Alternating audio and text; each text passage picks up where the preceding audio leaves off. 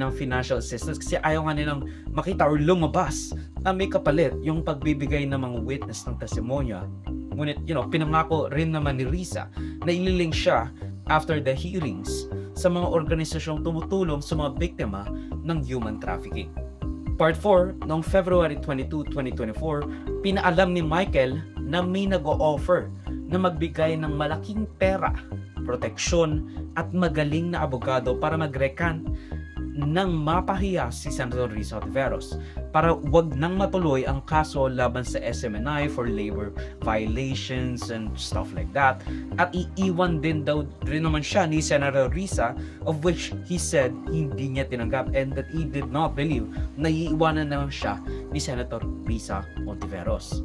Now, Sunday, June 22 at 23, a few days before bumaliktad si Michael, or at least, ayun ang pinapakita ni Risa sa kanyang resibo. Nag-chat siya habang humihingi ng tulong dahil tinatakot siyang ikulong sa Glory Mountain at kailangan niya ng rescue dahil sa kanyang takot dahil nga again, nakidnap na siya.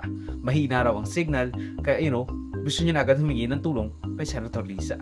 If these receipts are to be believed, one can conclude, although not beyond reasonable doubt, na halata naman siguro ng mukhang nakuha at nakidnap na si Michael at ang kanyang agarang pagbabaliktad ay resulta ng either coercion to tell the truth or coercion to say whatever version suits the kidnappers, whether that be the truth or the contrary. Now, I must insist na I am not alleging any entity kidnapped or that Michael was even kidnapped. Ang nasiisip ko lang, kung totoo yung resibo, nakidnap nga siya at sinabi rin niya yun sa text message.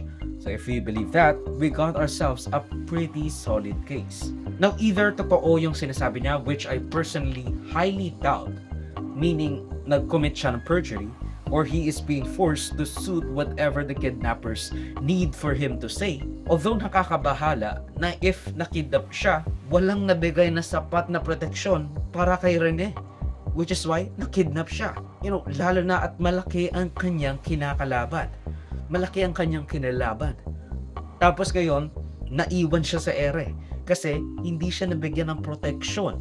Kawawa ang ating mga state witnesses, lalo na mga lumalaban sa ganyan kalaking tao. Tandaan natin na malaki ang koneksyon ni Quiboloy hindi lang sa lokal sa Davao kundi sa national government as well.